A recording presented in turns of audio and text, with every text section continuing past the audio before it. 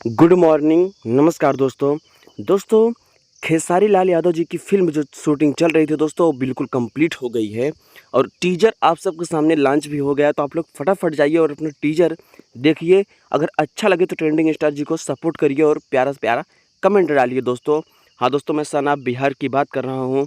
ये जो फ़िल्म की शूटिंग चल रही थी दोस्तों, ये बिल्कुल कंप्लीट हो गई है।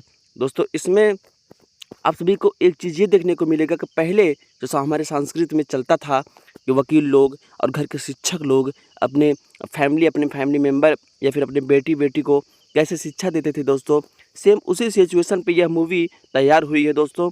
शायद एक भोजपुरी की नंबर 1 ये मूवी होगी। तो आप लोग से विनम्र निवेदन करता हूँ कि आप लोग जाइए और देखिए। अगर अच्छा ना लगे तो गाली भी दे सकते हैं, लेकिन आप लोग जाइए और देखिए।